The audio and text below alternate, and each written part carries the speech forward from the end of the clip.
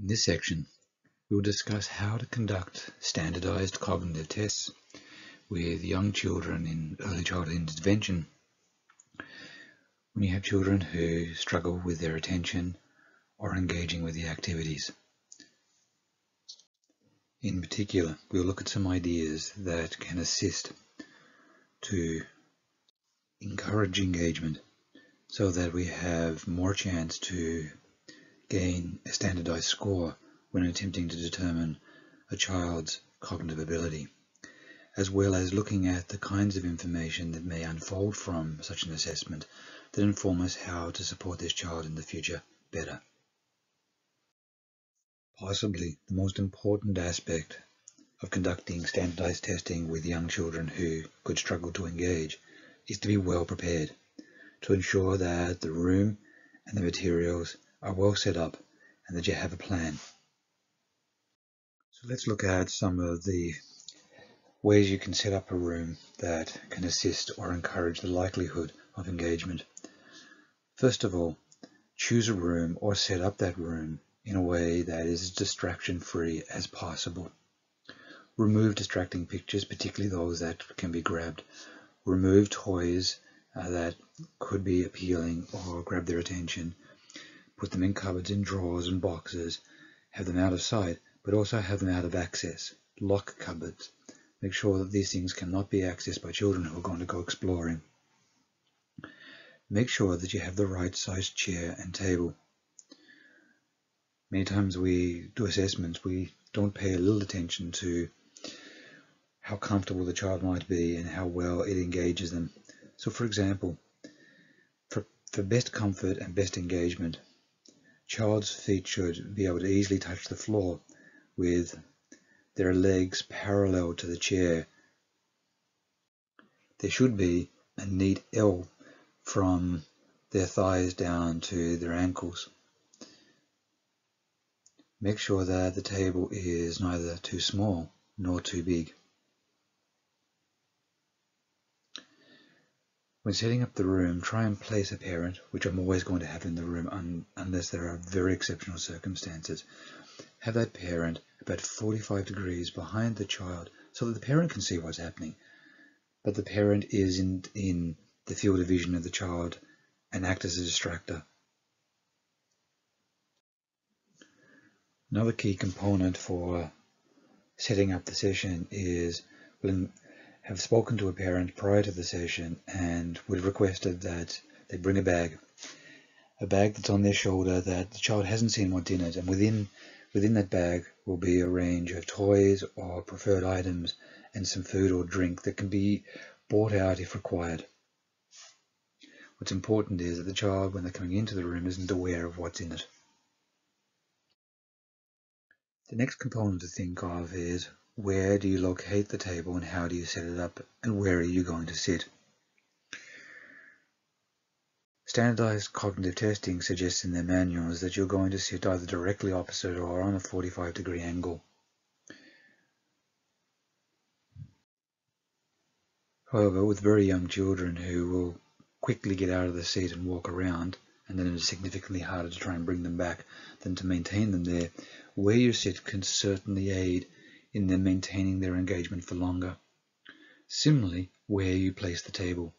For children who are very likely to not stay at the table, to get up impulsively and walk around, one of the things to consider is actually placing the table facing a wall, where you are then sitting next to the child.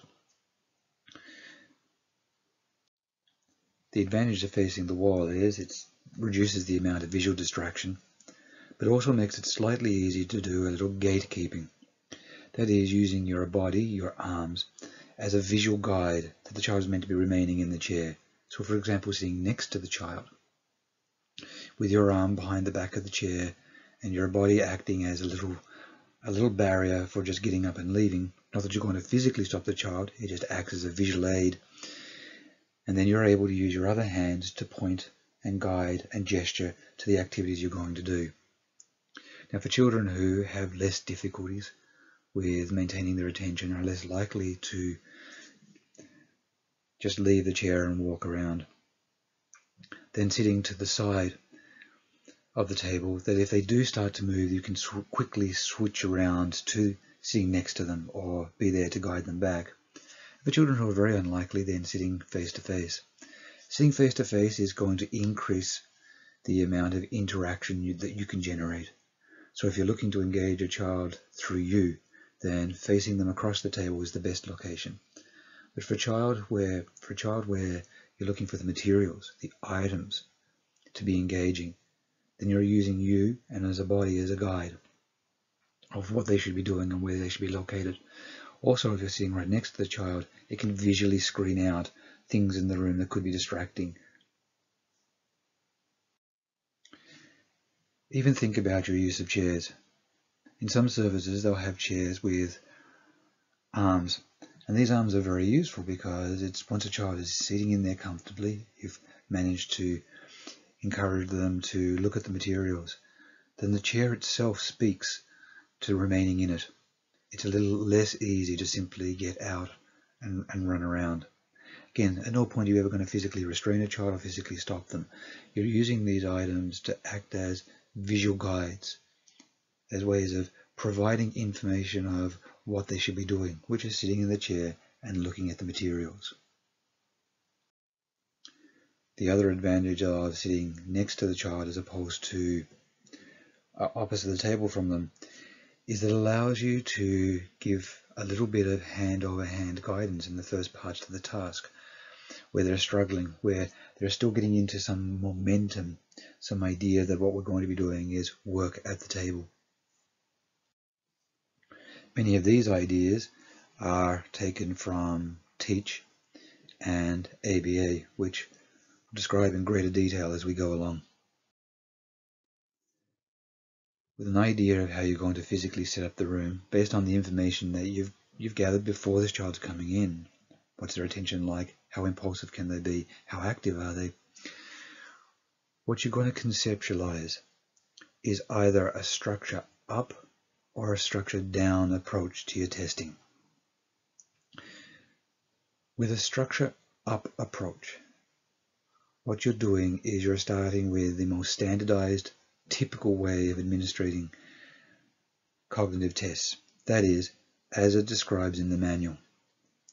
And if the child starts to demonstrate throughout the session increasing difficulties in attending, impulsively grabbing items, leaving the table, walking around, or becoming restless, you'll then add on increased amounts of structure to the assessment that is less standardized and more scaffolded. The structured down approach is that before the child has come in, you have a clear plan of how you're going to start with the most or highest level of scaffolding and support to really assist the child to get into the momentum, into the flow of what we're attempting to do. So once all this scaffolding is working, and once you see that a child is engaging with the task and you've got momentum of several of the subtests having been completed, and as they are demonstrating performance, you gradually, bit by bit, remove that scaffolding so that nearer the end, you're doing the testing in a much more standardized way. There's pros and cons to either of these approaches. It really is about deciding ahead of time which of the ways you're going to go. Are you going to have we'll start in a standardized way, but I'm very prepared to adapt quickly, or I'm going to take the more cautious approach of having high levels of scaffolding and remove it as the child is showing that they're able for the demands of a testing. For many children who come in for cognitive testing, particularly very young children, they will struggle with the idea of sitting at a table and engaging in tasks that are at an adult's agenda. They can become impulsive, grab items on the table, can lose attention and drift, or start to do something with the materials that's different from what you have requested. Some children can be very restless in their chairs and start moving around. For some children, they'll simply want to get up and leave the table and do this quite quickly and impulsively and walk around the room. Some children will become distracted by something in the room or something they hear outside. And for some children, they will just drift. Their attention will simply fade away from what's happening there, and they go into their own space. Regardless of the difficulty that you're going to experience, the most fundamental principle to remember is relax and wait. Do not panic. Even when a child does not cooperate with an instruction, or does something completely contradictory to what you've just asked them to do, or they're appearing to lose interest and becoming restless and moving about, and even starting to climb out of their chair or move about, the most important thing there is not to panic. Relax and wait. Breathe. It is not a catastrophe if a child does not engage or starts to display behaviors, loses interest, becomes restless, or attempts to leave the table, or does something disruptive with the materials. Both in your own mind, but also with your tone of voice, what you say, and your physical actions. Slow it down and use a low arousal approach. That is, think of it in terms of less is more. The less you say, the less you do, the less active you are, the more likely you're going to adapt to this with a way that's more thoughtful, the more time you're going to give yourself to identify what you should do. And this is when you're better able to adapt. Now, over time, you'll develop a toolbox of adaptations that you can use. And through this section and the following sections, we'll look at what some of those could be. But fundamentally, the mindset that you need in such a session is not to feel the pressure that you must make this child stay at that table and engage in the work. That if the child becomes disinterested or disruptive, that this is a reflection of a bad assessment, or that you're not going to get good information. Remembering that all information that is gathered through a session and placed in the context of all information gathered as part of the assessment is good information. The fact that a child just gets up impulsively, the fact that a child simply loses interest, the fact that a child will be disruptive with the materials, throw them around, or do something contrary to what you have requested, that is the assessment. That is the information that you're going to collate and summarize at the end that talks about what this child's strengths and weaknesses are. This is all information that's useful for guiding parents and teachers and preschool staff to understanding of what this child might need. It is this very difficulty that illustrates this child has support needs, and therefore we need to look at interventions and supports that allow this child to engage better. Therefore, everything you do in this session is simply adding to your appreciation and understanding of this child's difficulties and what might work. If we think of it in that context, then we are simply going through a process of exploration with this child, and hopefully we'll get some scores. Hopefully what we're going to get is some tasks completed. But even if we don't, we still have something useful that we can write up, something useful we can talk to a parent about, and something useful that we can brainstorm with both a parent, preschool, or national school teacher about what we're going to do. So in this way, it's important that we remain positive in our head and positive in our interactions. And even if what it feels like is that you are the duck, that is, you appear to be gracefully moving along on the water on the top, but underneath you're paddling furiously. So even if you're feeling levels of anxiety, what's important is that in terms of your demeanor, you remain calm and in control. With this, what's important to remember is not to be evaluating your worth or competency as a psychologist on what you're feeling a parent may be thinking of you because this child is not doing the task. There's a very good chance that this parent, along with the preschool, have also been struggling and have also had to come up with ideas to get them to engage. The fact that you are also struggling isn't proof positive of your incompetence. It's not an indicator to the parent that you don't know what you're doing. It could be that a parent is actually seeing that you're having the same struggles that everyone else is having. But it also provides an opportunity for a dialogue with a parent. It provides an opportunity for collaborative work, which we'll explore as we go along here. So don't panic. Look at every moment as assessment opportunity. But of course, we're still going to do everything that we can to maximize engagement. We're still going to endeavor to try and get some scoring, and hopefully enough scoring that we can come up with an estimation of their cognitive ability. So before this child has come in, develop a way of gathering information that allows you to make a best guess as to their true attentional capacity. Find out how long this child typically engages in tasks that they highly prefer and tasks which are placed on them to do. In other words, they're at adult agenda, and tasks that they may not find particularly interesting. And so what we might do, particularly if we are taking a structured down approach, is that we may deliberately build in a sequence of activities where we do tasks for a very short period of time, take a break or do something else, and come back to doing the work.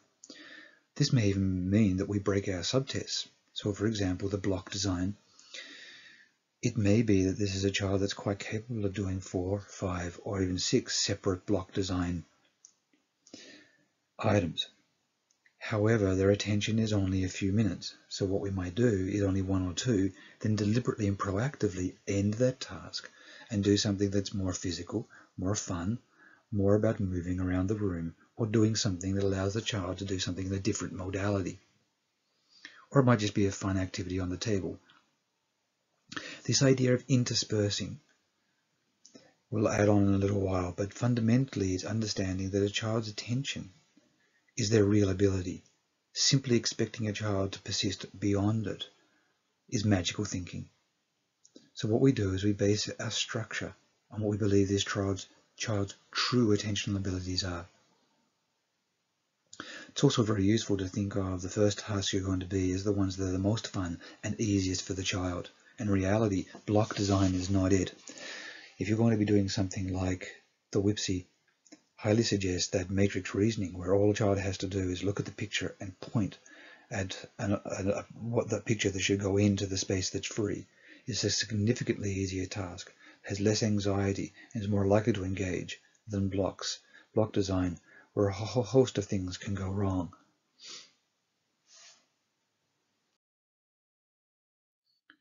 So when we're thinking about doing a sequence of tasks within a child's real attentional capacity, what we're doing is we're guesstimating how long we think a child is going to stick at any one task and how many tasks they can do in a row. And we're going to have motivational activities, which we think of in terms of first and then. First we do this task, then we do that task. Again, we talked about that before a child comes into the session, that we do have a visual schedule stating that first we're going to work at the table and then we're going to play, or a picture showing that all the toys that are lots of fun are on the table in this room that they're about to walk into. But we may also then have a first and then for the activities we're going to do on the table. So first we're going to do these blocks, and then we're going to play with the balloon. What's important is that we are reiterating the same information in our words as is on the pictures, and that we use the same words over and over again as we're talking. So what a child hears is the structure of what we're about to do. First we do a work, then we're going to play with the balloons. Or first we're going to do blocks, then we're going to look at these pictures, and then we're going to play the Play-Doh. If you've decided that a child can in fact cope with 3, 4, or even 5 tasks in a row before we're going to have a break, then count these down. Say we're going to do 4 pieces of work. May even have a way of visualizing this, which we'll talk about it in a little bit. And as you're doing, we're going to do 4 pieces of work and count them down. That's 1 done. We've got 3 more pieces of work to do. Then we're going to play with the balloons. And then when you've done your second task, we've done 2 tasks now. We've got 2 tasks left. And then we're going to play with the balloons. So that what you're in the habit of doing is providing clarity of information of what we're doing and what we're going to do. So it's providing a structure in the child's head of what's being expected of them. Think of it this way.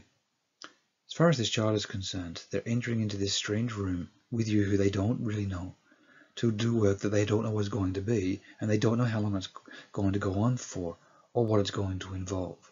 So the more information we can provide that breaks this down, so they're having to only think about, I'm doing this, then I get a break, or I'm doing this, and then I get to do something fun, the more likely a child will actually not only engage, but persist in their engagement. So having these first and then visual cards can be extremely useful. Having one that you show them before you enter the room, but also one on the table that says, first we're doing our work, and then we're going to do a fun activity. By the way, what is absolutely pivotal is that you have already pre-established what these fun activities are going to be. So this is when our phone call to the parent prior to the session. We've established what the child really does like. Not what we think they might like, but what we know they do like. And this is where in the bag that the parent has brought with them, there may be those items that you don't have that are going to be highly preferable. Now there's a little caveat here. We don't want to bring too highly preferred activities or items out too early in a session. For example, you're not going to bring out an iPad after one task, because you could have much greater difficulties wrestling a child away from something like an iPad to do the next task. So you may even have a little hierarchy of activities, from quite preferred to extremely highly preferred. And as the session is going on, you're working your way up in terms of those inventory or hierarchy of rewards. So if we wish to clarify to a child, put in the scaffolding that gives them a sense of what they're going to do, how much of it remains before they get to do the really fun thing or they're finished, then we may use a range of visual supports that really can aid us in this. Many of these ideas are really taken from Teach, which is one of the most established approaches for working with children with autism. So in this case, what we might have is a simple visual schedule that for each task that they do, they have a card. And when the task is finished, that card is removed, so they can visually count down to the final card, which shows the fun activity they're going to do. You can look at this as a motivational scheme, but another way to look at it is simply giving visual clarity as to the amount of work they're going to have to do. And as you can see here, each piece of work is in a separate bag. So they can see that there are 3 pieces of work, and when the work is finished, it's gone. So this idea of visual schedule and work systems, taken straight from Teach, is extraordinarily effective for many kids to give them not only clarity but to increase engagement. So one of the things I did many years ago with the Whipsy is we happened to have a spare one, and I cut it up. I took the separate sections, the separate tasks out of the stimulus book, and I cut them up and I rebound them so that each one was in its own book. So what it allowed me to do is to put each task in a separate bag. And what the child would do is they would take off their visual schedule on the table the first card that matched to the same color or number or shape that was placed on the bag. They would then place that card on the bag, which showed this is the work we're about to do. We finished the work, we put the item back into the bag that was then moved to the side of the table to the finished box. In this way, the child could see exactly how much work they're likely to do, how much work they've done, and how much work is left before they then get the thing that they want. And in this picture here, you can see that the parents are sitting at approximately a 45-degree angle where they can still see the child's work. They can see what the child is doing. Really important, extremely important that the parent can see what's happening, so that when you're talking to them later on, you can go back, do you remember with that book when they did this? But their parents are not distracting to the child. They're not in the child's line of sight. So here's a visual structure that I would have typically used with young kids when doing cognitive tests. So the items in the bags are known as the work system. You have the visual schedule. Up on the wall there was a picture that was given to the child when they were first coming into the room. They then matched to a picture on the wall because this showed them where they had to go. So the card is, we're doing work now, and then we're going to do play. Somewhere else in that room was a mattress, a mat, that had a box on it, and in that box were a whole bunch of toys. Explain to the child that when we finished our work, we're going to go over to that mat and play with all those toys. So giving complete clarity of what we're going to do.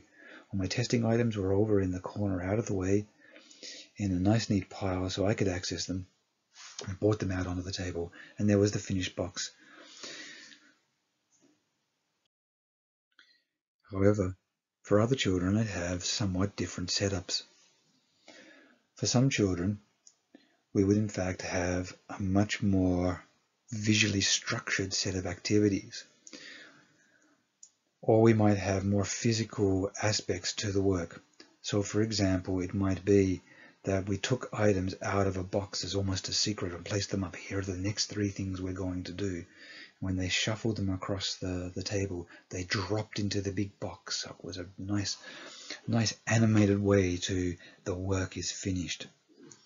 Or we may have had our treasure box of fun activities sitting there on the side of the table that I could then pull them out after we'd done our 3 activities.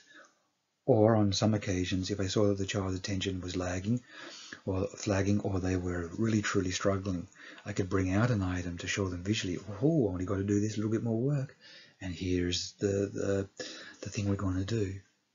Or if you just do 2 more pieces of work for me, then we're going to play with this. So the way you set up visual structure should be well matched to your understanding of a child. Another thing that I will often do is have a conversation with a parent prior to the session, just to brainstorm some of these ideas and check in what they think. Now, not always, I won't go into too much detail, but have a little bit of a conversation around what is more likely to be effective.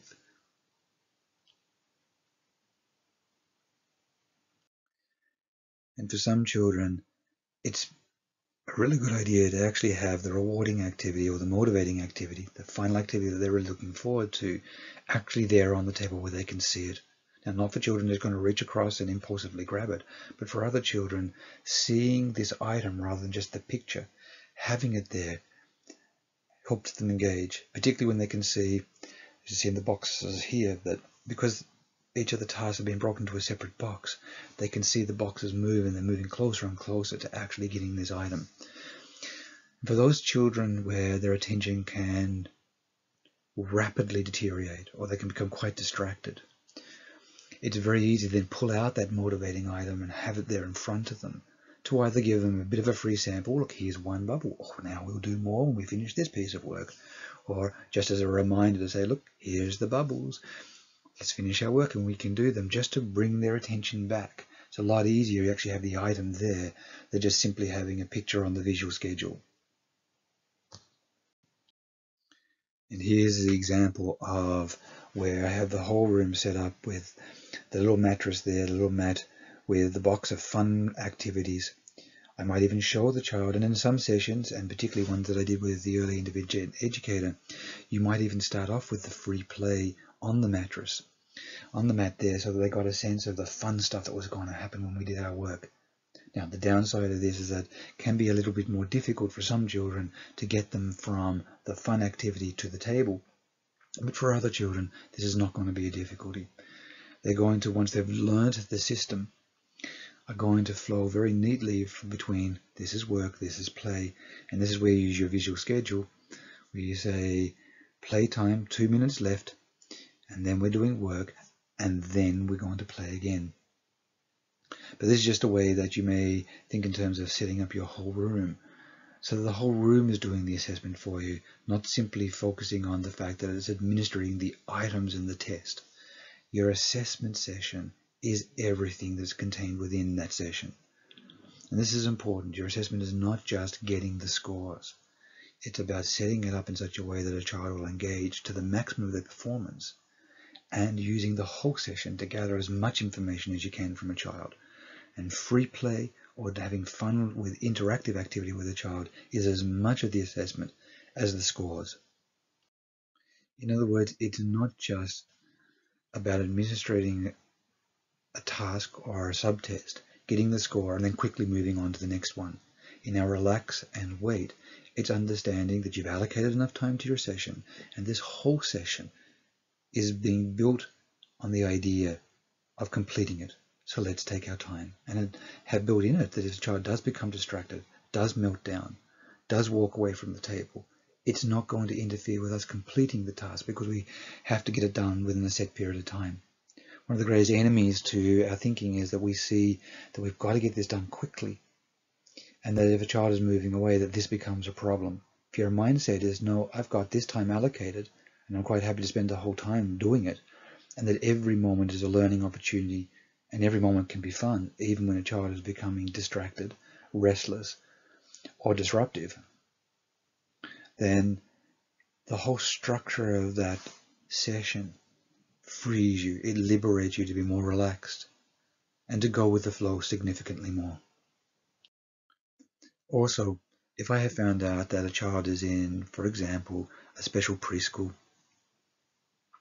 and for example you're doing an assessment, a cognitive test, and it's getting ready for school and people want to know where their learning ability is, but they've already been in a preschool for children with autism, then I may well just replicate the system from school. And in some kids' cases, I've actually asked the preschool if we could actually use the physical materials, actually take the visual system that they have there. Talk later on that sometimes the best place to do your assessment is not in the quiet room of the clinic, but actually to go into the preschool and do it. But if there are systems already being done or being done by the ABA home tutor, then use those same systems because this child has already got used to them. There's already momentum with them. So replicating it allows you to slot in much quicker and much more smoothly into a way of working that you know works for the child. As I said previously, sometimes starting in the standardized way of things like the WIPSI is not the most useful for engaging a child. Block design, though may appear very interesting to children, is conceptually extremely difficult. The idea that you have to look at this picture or look at the clinician's model and then try and make it yourself can lose children as the first thing you're asking them to do. And what they may do is do nothing or simply use the blocks to build a line or build a tower. So think in terms of the tasks that are more visually engaging and easy to do. And things like matrix reasoning, for example, or even deliberately in doing a task that is the simplest, like receptive vocab, where all a child has to do is point to the picture that you name. So where is the car? Point to car, show me car. Even something like identifying what's missing is going to probably be simpler than the block design, but much more significantly, the way you actually sequence your subtests can matter. For children who you're not sure you're going to get through this session, for children who have difficulties with language, for children who find giving answers back to your questions much more difficult.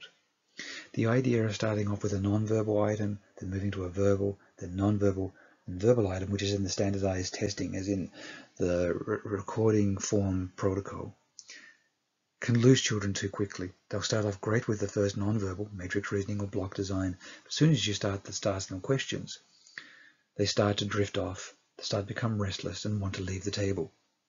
For children who are really challenged with their abilities to engage and are going to find the verbal parts of it much more challenging, a way you might think about it is in fact to start with all your non-verbal tasks first. Gain momentum, take a break, come back and deliberately do another not critical non-verbal, and then move into your verbal items. The reason you might do this is you're better off after one session or one segment of your session at least having some scores you can use, having some information, than watching the session unravel after only a second subtest, because the child just simply says, I'm not doing this anymore, it's too hard. And that can happen on occasions. And this is again where you have to make the decision between a structured up or a structured down. For children who I really feel are not likely to engage well, and there's going to be a lot of difficulties, particularly if they struggle with language, I may choose a structured down approach. That is, I start with the most scaffolded way of working, including the sequence of my subtests. and I might deliberately do 2, even 3 of the non-verbal items first. Take a break, have fun, and then say, now that we've got a momentum here, now that this child's enjoying themselves, then come back to the table, re-establish momentum by doing a simple non-verbal task, and it may not even need to be one that's actually in the WIPSI, but just something that they're going to enjoy and find easy, and then bring in the verbal. And at this point, if they're doing well, I can then really drop some of the scaffolding. If I see that the child struggles with that first task where I'm asking them the questions and getting them to give me information back, then I may reintroduce some more scaffolding. So go back and structure it back up a little bit more. So one of the questions that many clinicians raise when looking at such a scaffolded, supported way of doing assessments is, but doesn't this compromise the standardization of testing? In other words, can you actually rely on the scores because you haven't used the prescribed or standardized administration protocol as written in the manual? So here's a question back to that. What do we do when we're not able to get any score? What do we do with a child who simply isn't going to engage? Therefore, we're not able to do any estimation of their ability. And if that is the case, then what we can do is retranslate this question into, well, if they do engage through all of this scaffolding, how are we going to interpret this information? How are we going to interpret these scores? And I think this is, if we think of it in a Vygotskian zones of proximal development model, is that if a child does now engage with this work and therefore are able to get scores, but only on the basis of all this scaffolding, have we not just got insight into the child's maximum potential, their maximum performance? And isn't that the purpose of IQ testing? It's not measuring typical daily performance, but what is the child's maximum ability as an indicator of future potential. In other words, what is their current cognitive functioning as an estimate of what their later cognitive functioning is likely to be like and their ability to learn.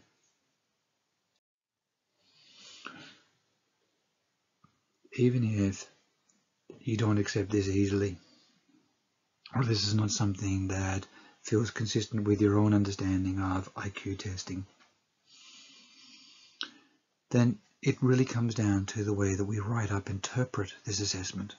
But now at least we have a score, at least we have something to talk about, as opposed to wasn't able to engage the child, so therefore have no score.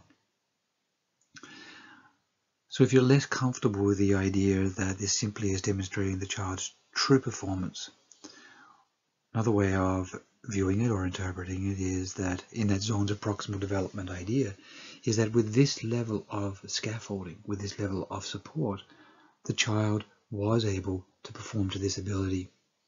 Therefore, it speaks to the kind of support and intervention a child might need for their learning, or simply confirm or support the idea that the structures that are in place in the preschool or are going to be in the school are worthwhile for this child. So even for only that purpose, conducting an assessment this way where you do get engagement is worth the effort.